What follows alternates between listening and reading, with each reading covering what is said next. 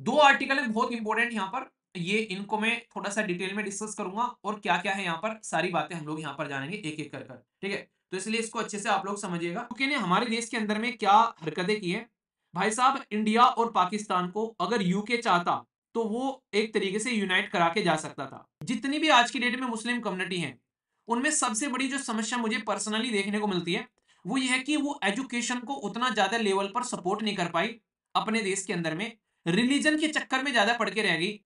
तो Donald Trump के आने से पहले डोनाल्ड ट्रंप ने ये इशारा कर दिया कि मैं गद्दी पर बैठूंगा तो भाई साहब रूल जो होगा वो मेरे हिसाब से होगा, ठीक है। तो उन्होंने बोला कि गद्दी पर चाहे मुन्ना बैठे, गद्दी पर चाहे हम बैठे, पर जो नियम होंगे वो मुन्ना नहीं बनाएगा, वो हम बनाएंगे। गद्दी पे चाहे हम रहें या मुन्ना, नियम सेम होगा। दो आर्टिकल है बहुत इंपॉर्टेंट यहाँ पर, ये इनको मैं थोड़ा सा डिटेल में डिस्कस करूंगा और क्या क्या है यहाँ पर सारी बातें हम लोग यहाँ पर जानेंगे एक एक कर कर, ठीक है। तो इसलिए इसको अच्छे से आप लोग समझिएगा। Sir I am selected in CSF, today is my birthday Yuvraj. सबसे पहले कॉन्ग्रेचुलेशंस डियर और साथ ही साथ में हैप्पी बर्थडे। अच्छे से एंजॉय करो और आगे का टारगेट बनाओ जिंदगी में, ठीक है। एक जगह सिलेक्शन हो जाता है फिर आगे बढ़ो, ओके। जिंदगी में कोमा होने चाहिए, फुल स्टॉप नहीं, आगे बढ़ते रहो। अभी अगर बात करें, दो ऐसी कहानी हुई बेसिकली फिलहाल के टाइम पर अभी 2024 के अंदर में जिसकी वजह से चीजें बहुत सारी पलटती हुई आप लोगों को नजर आई। एक तो हुआ बेसिकली यहाँ पर ये है पैलेस्तीन और यहाँ पर इजराइल, दोनों की आपस में लड़ाई हुई। यहाँ पर पैलेस्तीन के अंदर भी एक पोर्शन है गाजा, उसमें आपस में लड़ाई हुई। और दूसरा अभी डोनाल्ड ट्रंप चुनकर आ गए तो यहाँ पर इस लड़ाई में अभी विघटन विघन पड़ गया। तो मुद्दा क्या है पूरा मैं आप लोगों को समझाने वाला हूँ, इसमें सारी कहानी बताने वाला हूँ, क्योंकि जो सीज फायर हुई है वो डोनाल्ड ट्रंप के शपथ लेने से एक दिन पहले हुई है। यानी कि अभी सीज फायर का मतलब क्या होता है ये भी आप लोगों को समझाऊंगा, ये एग्रीमेंट क्यों आ रहा है, पर लेकिन यहां तक पहुंचे कैसे पहले मैं आप लोगों को ये बताता हूं, ठीक है। इसके लिए आप लोगों को मैप समझना पड़ेगा और थोड़ा सा हिस्ट्री में लेकर चलता हूं फिर यहां पर आते हैं। दोस्तों एक टाइम था, बात करते हैं, पुरानी बात है, उन्हें कहते हैं कि पुराने समय की बात है 1940 की। एक देश हुआ करता था जिसका नाम था पैलेस्तीन। पैलेस्तीन यहाँ था जिसमें पैलेस्तीनियन कम्युनिटी रहती थी, बेसिकली मुस्लिम कम्युनिटी यहाँ पर रहा करती थी। तो इसके अंदर में कुछ कुछ आप लोग को व्हाइट कलर में ये जो दिखाया गया यहाँ पर ये जूइश कम्युनिटी भी रहा करती थी। तो यहाँ पर ये कोई देश नहीं था, बस ये था कि हाँ ये जूइश कम्युनिटी भी यहाँ पर रहा करती थी इस पर्टिकुलर रीजन के अंदर में। पर लेकिन आगे चलकर क्या हुआ, आगे चलकर ये हुआ कि भाई साहब ये जो जूइश कम्युनिटी है इनके द्वारा अपना खुद का एक डिक्लेरेशन कर दिया गया कि भाई हमारा एक देश है जिसको हम लोग इजराइल बोलेंगे। और यहाँ पर जो पैलेस्तीन है वो यहाँ पर दो पार्ट में डिवाइड हो गया। एक पार्ट यहाँ पर ये बिल्कुल ये समझ लो डिवाइड ही हो गया यहाँ पर 1947 में। ये ऊपर वाला ये पैलेस्तीन हो गया, ये नीचे वाला क्या है इसके ऊपर में पूरी कहानी है जिसके बारे में मैं आगे बात करूंगा। ऐसे आखिर ये हुआ कैसे यहाँ पर, इसके पीछे भी आप लोगों को कहानी देखने को मिलेगी यूके की। जैसे यूके ने हमारे देश के अंदर में क्या हरकतें की है भाई साहब, इंडिया और पाकिस्तान को अगर यूके चाहता तो वो एक तरीके से यूनाइट करा के जा सकता था। पर लेकिन वो चाह ही नहीं रहा था, क्योंकि अगर यूनाइट रहेंगे तो उसको पता था कि कितने ताकतवर बन जाएंगे, तो ये लड़ते रहने चाहिए। तो जैसे उन्होंने हमारे देश का बंटवारा किया, आज हम लोग तीन पार्ट में डिवाइड हो रखे हैं, एक हो गया भारत, एक हो गया पाकिस्तान और एक हो गया यहाँ पर बांग्लादेश। वरना सोचो अगर इकट्ठे होते तो हम लोग कितने ताकतवर होते हैं यहाँ पर। तो सबसे पहले आप लोग सबको डिवाइड कर दो और यही नीति फॉलो की जाती थी यूके के द्वारा। और यही नीति थी जो सबसे पहले आप लोग को पता है कि इसके बारे में बेसिकली सुभाष चंद्र बोस जी ने भी बोला है कि इनकी कहानी ये थी कि डिवाइड करो और रूल करो। तो इनका था कि भाई साहब बांटो और लड़ो। ऐसे ही हमारे राजा रजवाड़ों को इन्होंने लड़ाया और आपस में बंटवारा करा। अभी इन्होंने यहाँ पर इसराइल के साथ भी ऐसा ही कुछ किया। इसराइल को ये बोल के गए कि भाई साहब जब हम लोग यहाँ से जाएंगे तो हम तुमको यहाँ पर एक नया देश बना के देंगे। पर लेकिन हुआ क्या, इन्होंने अपना यहाँ से कल्टी मार ली, क्योंकि वर्ल्ड वॉर में इतने फंस गए थे। तो इनके सारे वायदे जो हैं वो के क्या हुआ तेरा वादा वो कसम वो इरादा, तो वो काम हो गया। तो ये निकल लिए, तो यहाँ पर इन कम्युनिटी को लगने लगा यार ये तो निकल लिए, अब हमको अपने आप ही कुछ करना पड़ेगा। तो आज की डेट में इंडिया और पाकिस्तान की कहानी वो भी यूके की हरकतों की वजह से है। और इसराइल और पैलेस्तीन के पीछे भी आप लोग जाकर चेक करोगे ये भी इन्हीं की हरकतें हैं। तो इन्होंने जहां जहां से इन्होंने अपने पैर निकाले हैं वहां वहां पर इन्होंने ऐसा करके छोड़ा है उनको, ताकि वो सस्टेन ही ना कर पाए, वो ये ना सोचे कि हम उसके दुश्मन हैं, वो आपस में दुश्मन बने रहे। मतलब सोच के देखो ये कितनी घटिया सोच है एक तरीके से। नॉर्मल देखा जाए तो भारत और पाकिस्तान का दुश्मन यूके होना चाहिए था, क्योंकि 200 साल तक इसने हमको गुलाम बना के रखा भाई साहब अपना। और हम लोग यूके को भूल गए हैं। आज की डेट में हम लोग आपस में लड़ रहे हैं। इसको कहते हैं सही तरीके से सामने वाले को बर्बाद करना। सेम चीज यहाँ पर पैलेस्तीन और इसराइल की है। मतलब ये यहाँ पर रूल करके गया और छोड़ के गया कि हाँ मैं यहाँ पर तुमको बंटवारा करवा के जाऊंगा, और भाई साहब ये आपस में लड़ रहे हैं आज की डेट में और ये अपनी लाइफ को एंजॉय कर रहे हैं। तो ये तमाशा इन्होंने दुनिया की बहुत सारी जगह पर क्रिएट किया, और एक तमाशा है आज की डेट में ये। अब आज की डेट में यहाँ पर क्या हो गया, ये जो इसराइल है ये ऐसी कम्युनिटी है जो यहाँ पर एक तरीके से अमीर कम्युनिटी देखने को मिलेगी। ऐसी कम्युनिटी जो काफी पढ़ी लिखी कम्युनिटी देखने को मिलेगी।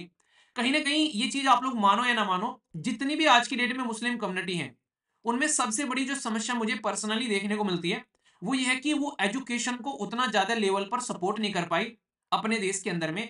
रिलीजन के चक्कर में ज्यादा पड़ के रह गई आज की डेट में। अभी भी आप लोग देख लो सारी की सारी जो कंट्री है मुस्लिम कंट्री, वो रिलीजन के चक्कर में इतनी पड़ के रह गई कि भाई साहब एकजुट भी नहीं हो पाई। इवन आपस में भी लड़ती रह गई। सिया और सुन्नी वाले लड़ाई आप लोग देख लो, इनमें आपस में लड़ने वाली। तो इसकी वजह से क्या हो गया, इसकी वजह से यहाँ पर ये कहीं ना कहीं आज की डेट में वो बहुत पीछे छुटते हुए नजर आ गई। अगर आज की डेट में सऊदी अरेबिया, ईरान, इराक इनमें तेल ना निकलता तो भाई साहब कहीं भी एक सस्टेन नहीं कर पाते, जितने कर रहे हैं वो भी नहीं कर पाते कभी, अगर आप लोग चीजों को पूरा समझोगे। पर लेकिन इसराइल क्या है, इसराइल एक तरीके की ऐसी कम्युनिटी है जो आज की डेट में यूएसए के अंदर भी बहुत बड़ा रोल प्ले करती हुई नजर आती है। ठीक है, मतलब अमीर कम्युनिटी में देखने को मिलेगी। इसमें फेसबुक के जो फाउंडर है मार्क जुकरबर्ग, वो भी आप लोग को इसी कम्युनिटी से आते हुए नजर आते हैं। तो ऐसी ऐसी पोस्ट पर है आज की डेट में ये लोग एक तरीके से यहाँ पर चीजों को चला रहे हैं। ठीक है, तो यहां से आप लोग को देखने को मिलेगा जब कोई पावरफुल है तो उसको सपोर्ट मिलेगा। तो यूएसए का सपोर्ट इसराइल को पहले से ही मिलता हुआ आ रहा है, क्योंकि इसराइल का बहुत बड़ा पोर्शन, बहुत सारे लोग जो हैं वो यूएसए में है, और यूएसए में बहुत बड़ा रोल प्ले करते हैं इकोनॉमी में और कई जगह टेक्नोलॉजी के अंदर में। तो यहां पर इसको डायरेक्ट एक तरीके से अपना सपोर्ट देखने को मिलेगा। पर लेकिन जो पैलेस्तीन वाले सपोर्ट वाले लोग थे, जैसे कि सऊदी अरेबिया हो गया, ईरान हो गया या यूएई हो गया, ये सारे देश जो मुस्लिम कंट्री थे, ये पैलेस्तीन को तो क्या ही सपोर्ट करेंगे, आपस में ही लड़ रहे हैं बुरी तरीके से आज की डेट में। तो ये दिक्कत बहुत बड़ी यहाँ पर देखने को मिलेगी। तो अगर यहाँ पर आज की डेट में जो खासकर ये कम्युनिटी है ये एकजुट होती, तो भाई साहब कहीं ना कहीं आप लोग बोल सकते थे कि पैलेस्तीन का ये हाल ना होता। पैलेस्तीन का ये हाल होने में बहुत बड़ा रीजन मैं बोल सकता हूँ, इनकी खुद की कम्युनिटी का आप लोगों को यहाँ पर नजर आएगा। आज के डेट में इसराइल ऐसा हो चुका है कि ये पैलेस्तीन जो है, जो यहाँ पर ये था 1946 में, आज की डेट में ये बन चुका है। यानी कि दुनिया में से पैलेस्तीन का जो मैप है वो समाप्त होने को यहाँ पर है। अब यहाँ पर जब इतने लंबे समय से कोई तुम्हारे ऊपर रूल कर रहा है, तुमको जीने नहीं दे रहा है, तुम्हारी रिलीजियस एक्टिविटी तुमको फॉलो नहीं करने दे रहा है, कभी तो गुस्सा आएगा। तो बीच बीच में जो छोटा सा टुकड़ा है, छुटुक सा जो टुकड़ा है, इसको गुस्सा आ जाता है। इसको बोलते हैं गाजा, गाजा स्ट्रिप बोलते हैं इसको। तो ये गुस्से में आकर कई बार ऐसा काम कर देते हैं जो इनकी औकात से बाहर होता है। और ऐसा ही काम इनके द्वारा किया गया अभी रिसेंटली, अपनी औकात से बाहर जाकर इन्होंने इसराइल के ऊपर में अटैक कर दिया।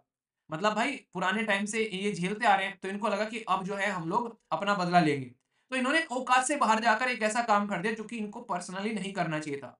तो वो जो काम इनके द्वारा किया गया, इन्होंने अटैक किया इसके ऊपर में। बेसिकली 7 अक्टूबर 2023 की ये कहानी है। इसके ऊपर में बहुत सारे आर्टिकल ही मैंने डिस्कस किए थे। तब इन्होंने अटैक कर दिया इसराइल के ऊपर में, और अटैक करने का जो दिन था वो भी सैटरडे था। सैटरडे के दिन जो है ये अपने भगवान को पूजते हैं इसराइल वाले, अपनी लाइफ को एंजॉय करते हैं। तो यहाँ पर उस दिन अटैक किया, और यहाँ पर अटैक कर कर बहुत सारे लोगों को अगवा कर लिया और बहुत सारे लोगों को मारा भी इन्होंने। बहुत ही गलत तरीके का काम किया गाजा वालों ने। यहाँ पर उनके पास में हथियार वथियार इकट्ठे होकर रखे थे, बहुत ही मतलब हरकतें कर दी उन्होंने, बहुत तगड़े वाली। अब हरकतें भी ऐसे इंसान के साथ में कर दी जो इतना पावरफुल है खुद ही, भाई साहब उससे दुनिया कांपती है, उसकी जो एजेंसी है वो इतनी ताकतवर है जिसकी वो चलनी है, और ऊपर से उसके सर पे हाथ दुनिया के सबसे अमीर देश का है। तो अब क्या होना था, बस वही होना था जो आप लोग समझ रहे हो। भाई साहब इसकी जो है भुट्टा भून दिया इन्होंने मिलके आज की डेट में। और भुट्टा भी ऐसा भूना कि इतने सारे लोग मारे। सोचो इन्होंने यहाँ पर इनके 200 से 250 लोग मारे थे, ऐसा माना जा रहा है, 200-250 भी नहीं थे शायद।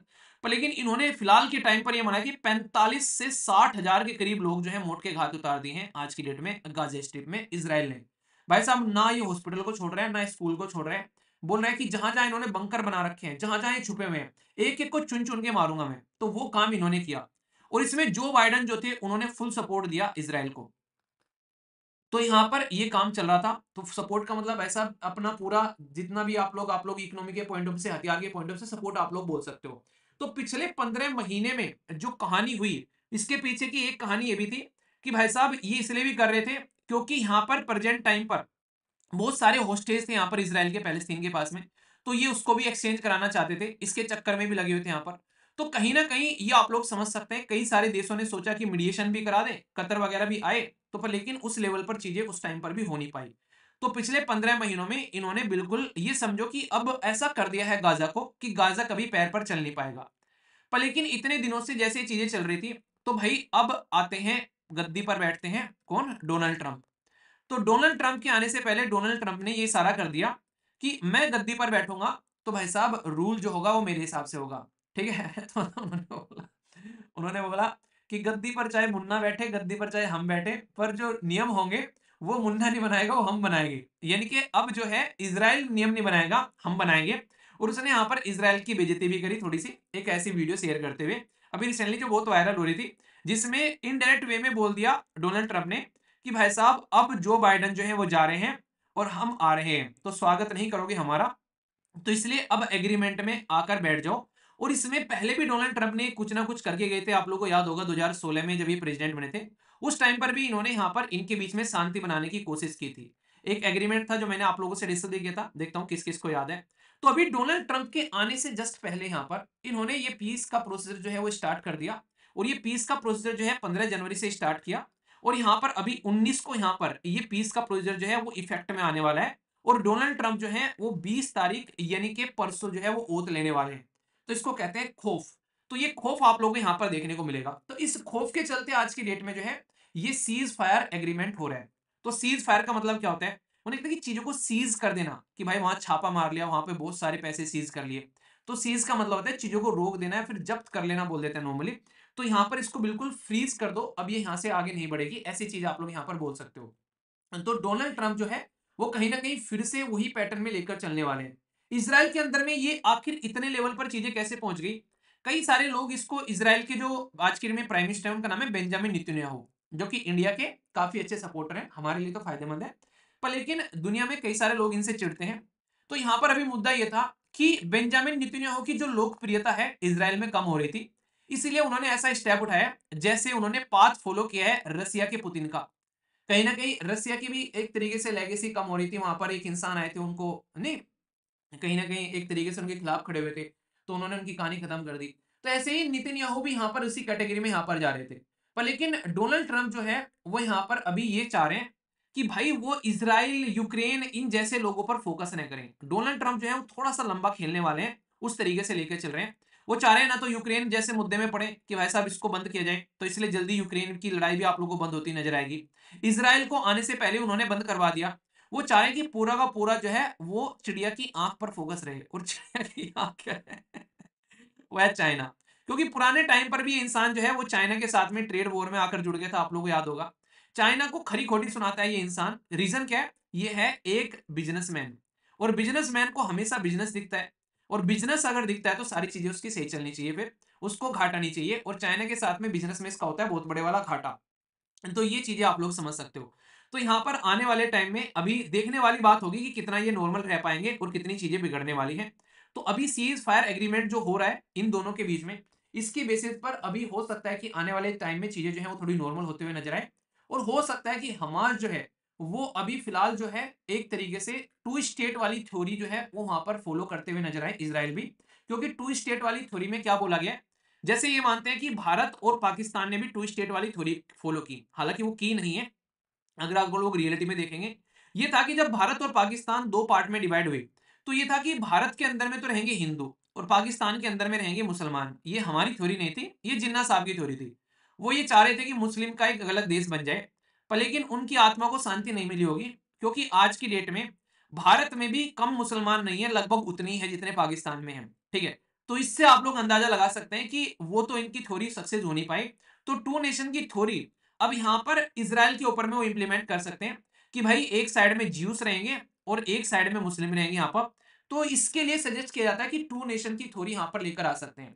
इसके लिए अभी रिसेंटली जो आप लोग याद रखना, डोनाल्ड ट्रंप साहब ने शांति बनाए रखने के लिए इन देशों के बीच में अभी इन्होंने अब्राहम अकॉर्ड लेकर आए थे, जब 2016 से लेके 2020 तक ये पावर में आए। और ये अब्राहम अकॉर्ड कई बार पूछा गया एग्जाम के अंदर में, जिसमें इन्होंने यहां पर सऊदी अरेबिया और इजराइल को एक साथ लाने की कोशिश की। क्योंकि जो पैलेस्तीन कूदता है वो अकेला दम तो उसका है नहीं, भाई साहब आप पहले अकेले दम पर कूदेगा, तो कई सारे देश उसको सपोर्ट करते हुए नजर आते हैं। तो इसलिए पहले यहाँ पर कोशिश की गई कि इनको मिलाकर साथ में लेकर चला जाए। तो ये चीज़ समझ सकते हैं। और एक रीज़न क्या है, अभी आप लोग समझो हमारे लिए कितना इंपॉर्टेंट क्या है, हम लोग इतना डिटेल में इस आर्टिकल के ऊपर पढ़ रहे हैं। अब ये समझ लो, अभी G20 की मीटिंग आप लोगों को याद है भारत के अंदर में हुई थी। अभी रिसेंट वाली किसके अंदर में हुई, कौन से देश में, ये बताइए। भारत के अंदर में जो G20 की मीटिंग होगी, तो हम लोगों ने यहाँ पर बात की थी कि एक ऐसा कॉरिडोर हम लोग बना रहे हैं, जिसको हम लोगों ने बोला India middle east Europe corridor. याद आ रहा है? तो ये जो कॉरिडोर था, कॉरिडोर मतलब गलियारा, गलियारा मतलब एक दूसरे को कनेक्ट करेंगे कई सारे तरीके से, यानी कि रास्ते से पानी के थ्रू भी जाएंगे, हम लोग रेल के ट्रैक भी बनाएंगे। तो ये चीज हम लोगों ने कोशिश की थी। तो इसमें इजराइल भी यहाँ पर बीच में पड़ रहा था कि इजराइल का भी इस्तेमाल करेंगे। पर लेकिन जब से इजराइल लड़ाई में पड़ गया भाई, हमारा ये कॉरिडोर ठंडे बस्ते में पड़ गया। तो इसलिए यहाँ पर आप लोग समझ सकते हैं। तो कहीं ना कहीं जितने लार्ज स्केल पर चीजें जो है दुनिया भर में इसकी वजह से लॉस हुआ है, तो उसको हम लोग ठीक करना चाह रहे हैं। और इसमें दुनिया का क्या फायदा है भाई, यहां से जो व्यापार होता है ये वाला, इसमें सोमालिया के जो लुटेरे हैं वो बड़ा खतरनाक रोल प्ले करते हैं, और सिक्योरिटी बड़ी खतरे में आती है। तो या तो तुम इधर से घूम कर जाओ यूरोप के अंदर में, या फिर तुम यहां से जाओ। यहां से जाओगे तुम्हारा पैसा और टाइम ज्यादा लगेंगे। पर यहां से अगर जाओगे आप लोग, ये पर्टिकुलर रीजन है रेड सी से होते हुए, तो यहां से तुम्हें लूटने का पिटने का डर रहेगा यहाँ पर। तो ये एक ऑल्टरनेटिव खोजा जा रहा था कि भाई इन चीजों से भी बच जाएंगे यहाँ पर लेकिन इसराइल की जो अभी यहाँ पर लड़ाई चल रही है उसके चक्कर में ये चीजें पूरी नहीं हो पा रही है। तो बहुत बड़े ये रीजन है जिसकी वजह से अब यहाँ पर हम लोग काम कर सकते हैं इसके ऊपर में आने वाले टाइम पे। ठीक है, तो सीज फायर का जो एग्रीमेंट है, साथ ही साथ में जो टाइमिंग है, ये पॉलिटिक्स है, नए प्रेसिडेंट का आना, नितिन याहू की आज की डेट में जो डोनाल्ड ट्रंप के साथ में अगर चीजें लेकर चलनी है तो उनको बात माननी पड़ेगी। तो हमास की वैसे ही वो खिचड़ी बना चुके हैं, अभी थोड़ा सा नॉर्मल कर सकते हैं क्योंकि ह्यूमैनिटेरियन बेसिस पे इतने लोगों को वो मौत के घाट उतार चुके हैं। तो आगे चलकर चीजों को नॉर्मल रखा जाए, और इस रीजन में जितनी स्टेबिलिटी रहेगी उतना ही ज्यादा ट्रेड बढ़ेगा। ट्रेड बढ़ेगा तो यहाँ पर भाई साहब लोगों को जॉब भी मिलेगी, इंप्लॉयमेंट बढ़ेगी, इकोनॉमी बढ़ेगी।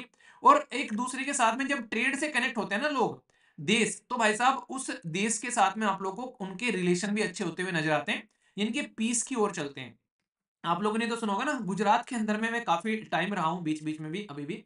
तो यहाँ पर एक बड़ी चीज फील होती है मुझे। गुजरात के लोग जो है ना, ये चीज आप लोगों ने फील करना, वो लड़ाई से बड़े बचते हैं, मतलब लड़ाई को टालते हैं कि हाँ ठीक है यार, छोड़ो लड़ाई, क्या करके क्या करना है, ठीक है। क्योंकि उनको पता है कि वो व्यापारी टाइप के माइंडसेट के लोग आप लोगों को ज्यादा देखने को मिलेंगे। तो ये चीजें आप लोग समझ सकते हो कि जो व्यापारी होगा वो कभी लड़ाई के चक्कर में पड़ेगा ही नहीं। तो ये चीज समझ सकते हो, इसीलिए गुजरात जो है वहां पर आप लोग को व्यापारी के लिए एक हब बनता हुआ आप लोग को नजर आता है मैक्सिमम टाइम। और इसीलिए आप लोग इसको छोड़ो, गुजरात को इंटरनेशनल लेवल पर भी आप लोग देखो, जो यूरोप के अंदर में स्विट्जरलैंड है, वो न्यूट्रल रहता है, लड़ाई के चक्कर में पड़ता ही नहीं है। तो वही चीजें आप लोग यहाँ पर समझ सकते हो। ठीक है, तो ये बेसिक भी है, इसको आप लोग कनेक्ट करिएगा। ठीक है, तो ताकि आप लोग चीजों को समझ पाए। तो हमेशा बिजनेसमैन ये चाहते हैं कि कभी भी उनको लड़ाई ना करनी पड़े, ताकि चीजें सही से चलती रहे। तो इसलिए आज की फ्रंट पेज में भी यही बात बोली जा रही है कि भाई साहब अभी कैबिनेट है जो इसराइल का, उससे अप्रूवल मिल गया है यहाँ पर इसको लेकर, और लोग कहीं ना कहीं इस चीज को सेलिब्रेट भी कर रहे हैं फिलहाल के टाइम पर। तो ये दोनों आर्टिकल यहाँ पर मैंने आप लोगों को बता दिए, जिसके चलते सारी चीजें आप लोग समझ सकते हो। ठीक है, एक एक पॉइंट मैंने बता दिया, देख लो यहाँ पर 40,000 लोग तो बताए जा रहे हैं, एस्टिमेशन है। एस्टिमेशन का मतलब है कि मोटे मोटे तौर पर वही बात है कि एस्टिमेशन से आप लोग समझ सकते हैं। जबकि यहाँ पर जो इनके अटैक किए गए थे, यहाँ पर इसके जो है, इन्होंने यहाँ पर लगभग 250 लोग तो कैप्टिव बने थे, 1200 के करीब जान चली गई थी। तो 1200 का बदला ये समझो कि 40 या 50,000 लोगों को इन्होंने निपटा कर लिया इसराइल ने। तो इससे अंदाजा लगा लो आप लोग यहाँ पर। तो अभी देखते हैं शांति क्या आती है। तो पूरी कहानी मैंने आप लोगों को बता दी, पैलेस्तीन वाली कहानी भी आप लोगों को बता दी, पास्ट में क्या क्या चला है। तो ये दोनों आर्टिकल हमारे कंप्लीट होते हैं यहाँ पर। ठीक है, मैं बेस्ड क्वेश्चन ही बन सकता है, अब्राहम अकॉर्ड के बारे में भी आप लोगों से पूछा सकते हैं। लोकेशन यहाँ से बड़ी इंपॉर्टेंट है, पास्ट में पूछी जा चुकी है। पूछ लेते हैं कई बार कि भाई साहब सीरिया जो है वो अभी सीरिया के बारे में मैंने पढ़ाया था आप लोगों को। देखो रेगुलर अगर आप लोग डिस्कशन चुनते हो, उसका यही फायदा रहता है कि बहुत सारे ऐसे टॉपिक हैं जो कि आप लोग के रिवाइज हो जाते हैं, बहुत सारी ऐसी लोकेशंस हैं जो आप लोग बार बार देख पाते हो, और इसकी वजह से बहुत ज्यादा चीजें आप लोग के माइंड में रिकॉलिंग पावर बढ़ जाती है। तो इन चीजों को ध्यान से सुना करो, बहुत ज्यादा फायदा आप लोगों को देखने को मिलेगा। इसके अंदर में जो आप लोगों को पूरी ये चीजें हैं इसको कनेक्ट करके बता दिया कि भारत के साथ में मैंने आप लोगों को ये भी बता दिया, तो इसको भी आप लोग थोड़ा सा पढ़ लेना, जिसको इंडिया मिडिल ईस्ट जो यूरोप इकोनॉमिक कॉरिडोर बोलते हैं। तो जियो और इकोनॉमिक यानी कि ज्योग्राफी के पॉइंट ऑफ से भी और इकोनॉमिक के पॉइंट ऑफ से भी कितना इंपॉर्टेंट है, तो इसराइल का शांत रहना क्यों जरूरी है, तो वो वाला एंगल भी आप लोग को बता दिया। तो इसलिए उस एंगल से भी आप लोग इस आर्टिकल को कनेक्ट कर सकते हैं। ठीक है, बेसिक है, इंपॉर्टेंट है, कंफ्यूज आना नहीं है, समझ में आ गया। तो कोई भी डाउट नहीं होना चाहिए। ओके।